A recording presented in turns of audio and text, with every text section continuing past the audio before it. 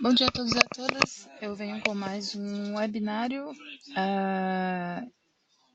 hoje falando ainda sobre a plataforma proprietária da FXCM, mas em um outro contexto. Hoje eu vou mostrar, na verdade, dois tipos de estratégias, uma simples e outra um pouco mais rebuscada, no caso baseada em indicadores, e que vocês vão ver como colocar na MarketScope também como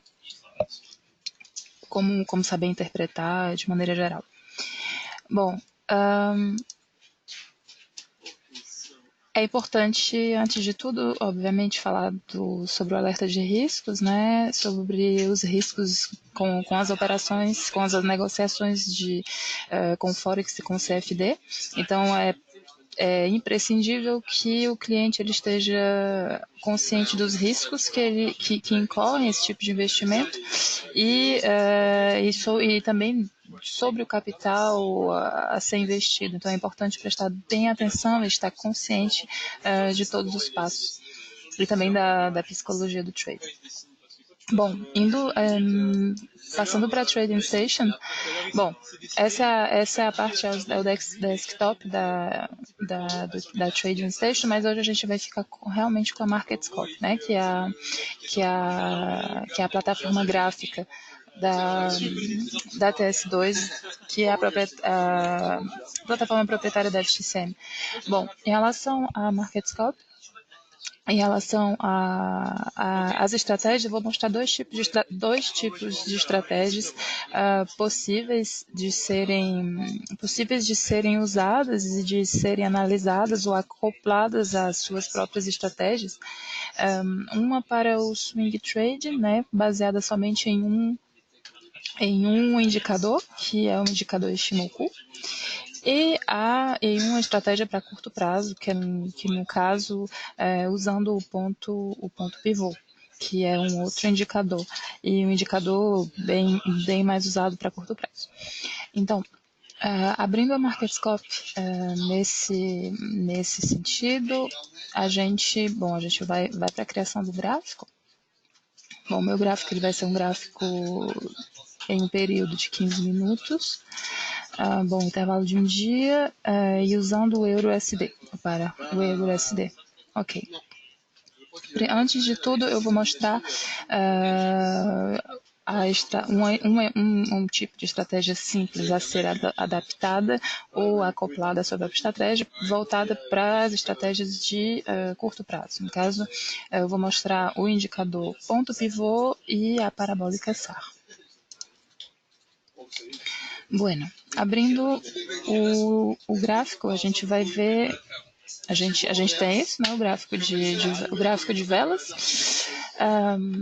A gente vem inserir indicador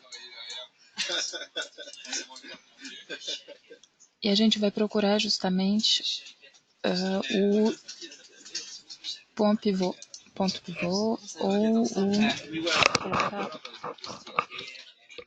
pronto. Vamos colocar o ponto pivô. E aqui a gente pode fazer a configuração, justamente a configuração do indicador autográfico, né? No caso, os parâmetros estão claros, você pode escolher o prazo para o pivô, no caso, se você vai querer que ele se estenda por horas ou por dias. Eu, particularmente, eu prefiro em 8 horas. Então, o módulo de cálculo, né, porque existem outros tipos de cálculos para o ponto pivô, mas nós costumamos usar o pivô clássico. Caso outros tipos interessem, eu posso também pesquisar e fazer um webinário ligado somente a isso. Bom, o estilo, isso ajuda muito na compreensão e na leitura do gráfico. Então, a gente pode escolher a cor da linha, tá? A cor da linha do ponto pivô e a cor dos suportes e das resistências, né? O suporte está em vermelho, a resistência está em verde, eu acho. Não, em verde, Inverte, isso. Então, ok. Eu colocando, bom, meu prazo, como eu falei, eu prefiro em horas, eu coloco em 8 horas, usando um cálculo de pivô clássico. A gente tem mais ou menos isso aqui, tá? Porque o ponto pivô, ele é importante, na verdade, ele é importante para a leitura de um gráfico e para uma estratégia a curto prazo. Primeiro, em relação à estratégia a curto prazo, é porque a gente pode fazer os cálculos baseados em períodos bem menores, né? E o ponto pivô, na verdade, ele vai determinar o momento onde você vai entrar ou você vai sair da posição, né? E porque, bom, o ponto pivô, ele é autodescritivo, uma vez que a gente encontra, que a gente se depara com essa linha, e uma vez que os preços, né, as cotações, os preços, prefiro falar preços, elas atravessam essa linha, tanto de maneira superior quanto de maneira inferior, isso vai determinar o momento onde você vai entrar ou vai sair da tua posição. E os suportes, a gente vê o suporte 1, o suporte 2, resistência 1, resistência 2, que servem totalmente também de parâmetro. Se você, por exemplo, pega o gráfico ampliado, isso vai servir totalmente de parâmetro para que você saiba realmente o melhor momento para abrir ou para fechar uma ordem. Bom, o ponto pivô, ele por si só não é o bastante, ao meu ver, né? Então, geralmente usado ao ponto pivô, eu gosto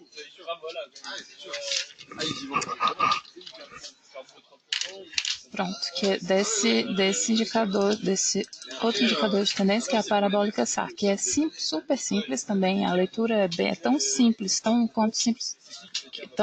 quanto a do ponto pivô, e determina essa tendência em alta, essa tendência em baixa. Bom, em relação à parabólica SAR, eu gosto de fazer uma configuração mais robusta, mais robusta para que seja mais visto. Mas, em resumo, é isso. A gente olhando o gráfico de cima e acompanhando as tendências, né, tanto a tendência de baixa quanto a tendência de alta, e tendo uma linha que delimita, obviamente, entre aspas, tá? Porque isso obviamente, nós estamos falando de indicadores, então nada de certeza absoluta, isso vai ajudar, na verdade, na construção de uma lógica, de um raciocínio da sua estratégia. Em relação, mas o ponto pivô, ele tem esse lado interessante, porque de uma certa maneira existe uma delimitação, mesmo que é uma delimitação um pouco metafórica, né, no espaço, mas existe uma área de delimitação. E isso vai obviamente ajudar com outros tipos de ferramentas a construir o teu raciocínio, né? A fazer uma boa leitura do teu gráfico e a adaptação de uma boa estratégia. Bom, isso, em resumo, é o que eu tenho para dizer para a estratégia a curto prazo. Eu coloquei o ponto pivô, né? E no caso, agora eu vou passar para um outro gráfico. Vou utilizar o mesmo gráfico, não tem problema. Em 15 minutos, vou colocar intervalo. Tá ok. Vou mudar só o ativo, colocar o USD. Pronto.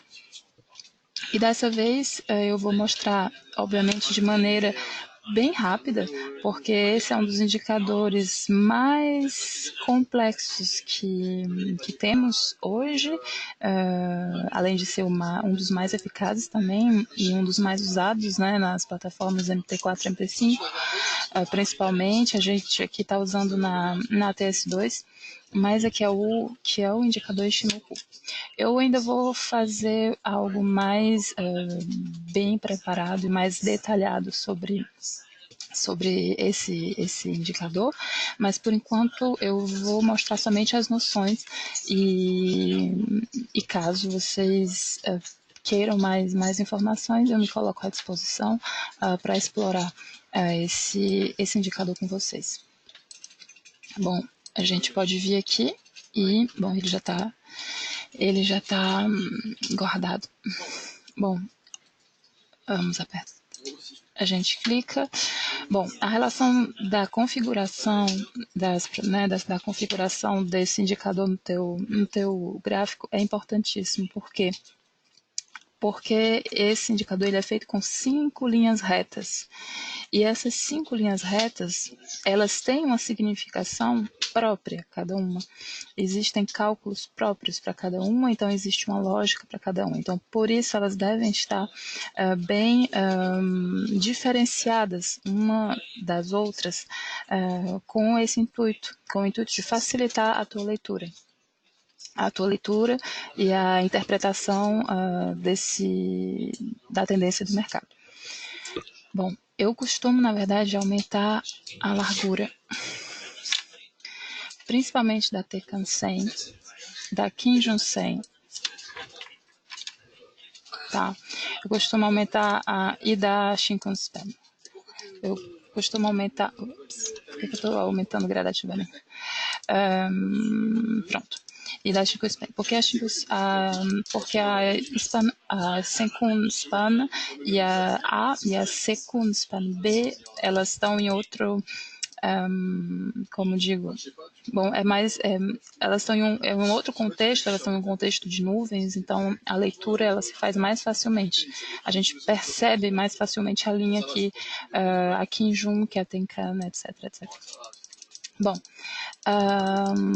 nesse caso eu vou somente mudar, pronto, como é importante a configuração, eu vou mudar a cor para que a cor fique mais... Pronto, somente essa daqui, para que fique da Kijun e da Tenkan, que são duas retas, na verdade, que trabalham juntas, entre aspas, para a determinação da tendência em alta e da tendência em baixa, assim como a Senkun Span A e a Senkun Span B. Então, em relação a... Bom, já delimitei, ok. Você vai ter mais ou menos isso.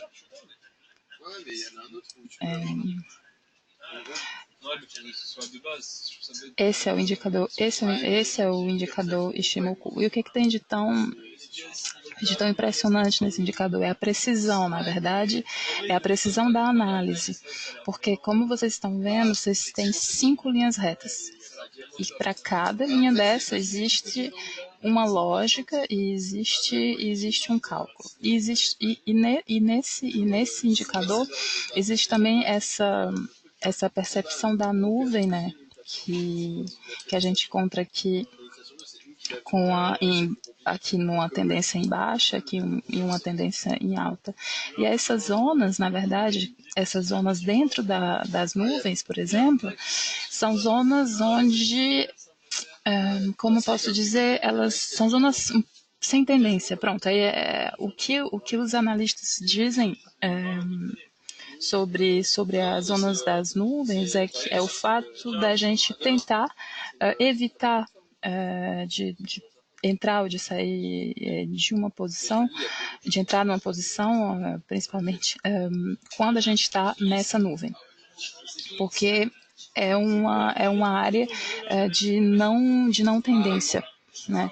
Então, o Ishimoku foi um indicador que foi construído por um jornalista japonês, um jornalista financeiro japonês, que passou décadas trabalhando sobre nessa pesquisa, né, no desenvolvimento, nos cálculos, na observação do mercado, né, e no desenvolvimento dessas 5 linhas retas, com o intuito justamente de poder dar à pessoa que está operando, a pessoa que está fazendo a leitura do gráfico, de poder dar esse sentimento do mercado e a força da tendência do mercado. Então, é importantíssimo, até porque, falando em poucas palavras, por exemplo, eu vou apresentar, antes de tudo, as linhas, né, que eu fiz de propósito, eu aumentei a grossura para que elas fiquem mais visíveis. Essa linha aqui, marrom claro, por exemplo, que eu estou em cima, é a linha considerada de tendência, é a linha de tendência considerada mais fraca. Essa linha, ela se chama Tenkan-sen. Desculpe o meu japonês. Ela se chama Tenkan-sen e ela é calculada sobre os 9 últimos períodos, por exemplo, o ponto mais alto e o ponto mais baixo dos 9 últimos períodos. E essas questões mais específicas, eu vou tentar discorrer de maneira mais ampla para que a explicação não fique tão vaga, tá? Aqui embaixo a gente tem a Kijun-sen, que é uma segunda reta, né? Observando que esse movimento é feito sobretudo para representar o sentimento, a tendência, a volatilidade, obviamente. Né? Então, em relação à Tenkan, eu falei que a Tenkan a gente faz sobre os 9 últimos períodos, né? A gente faz o cálculo, então isso eu vou mostrar com mais detalhes depois. O ponto mais alto, o ponto mais baixo desses 9 períodos, e a gente faz a média. Em relação a Kijun, que é essa marrom escura aqui, tá? O cálculo dela vem através do ponto médio, né? Do ponto mais alto, do ponto mais baixo, nos últimos 26 períodos. Então, ela tem ela tem uma certa, como posso falar, ela é menos fraca, ela é mais forte do que a Tenkan-sen, tá? A Kijun, porque ao invés ela estar trabalhando sobre 9 períodos, ela está trabalhando sobre 26 períodos. Bom, a gente tem a Shinkunspen, que é justamente essa mais alta, aqui. Bom, abrindo somente um detalhe, porque no início quando eu estava apresentando o início do indicador, eu tinha falado que é possível prever, por exemplo, uma tendência em alta e uma tendência em baixa, de acordo com algumas linhas ou com o cruzamento delas, né? Então, no caso, quando a gente está falando da Tenkan, que é essa marrom clara, com a Kijun, por exemplo, quando a Tenkan ela tá sobre a Kijun, a gente fala que a tendência está em alta. Se for o contrário, a gente fala que a tendência está em baixa. O mesmo raciocínio a gente usa quando a gente vê essas duas aqui, essas duas linhas retas que constroem a nuvem, né, que é o Kumo, que é o que a gente chama Kumo, que é essa zona de não tendência. Quando a gente está falando, por exemplo, que a SSA é essa daqui, tá? E essa é a linha SSB, eu chamo somente por SSA ou SSB. Quando a SSA está acima, por exemplo, ela está sobreposta à SSB, como essa daqui, a gente pode falar numa tendência em alta. Se a SSB, no caso, que nesse caso ela estiver sobreposta à SSA, a tendência, ela obviamente vai estar em baixa. Então, assim, bom, tem muitos detalhes para falar sobre. A gente teria que fazer um vídeo somente sobre isso, mas para finalizar Bom, essa básica noção desse indicador. Eu falo da última, né, que é justamente a Shikun Span, que anda de mãos dadas com a SSA e com a SSB. Por que elas andam de mãos dadas?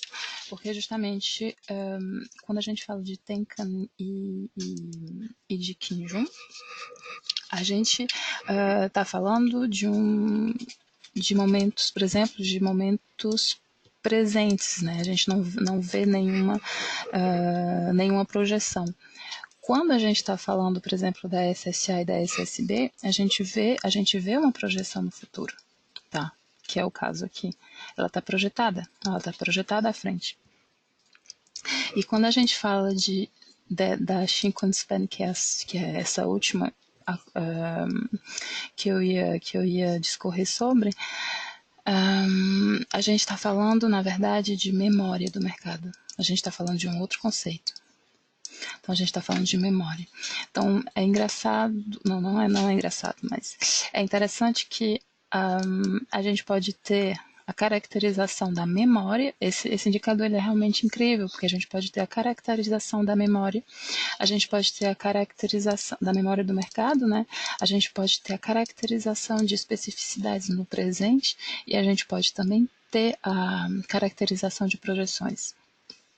Então, é esse o aspecto rico e, obviamente, não é um indicador fácil de assimilar, e isso vai vindo com a construção da tua lógica também, de acordo com como você monta suas estratégias.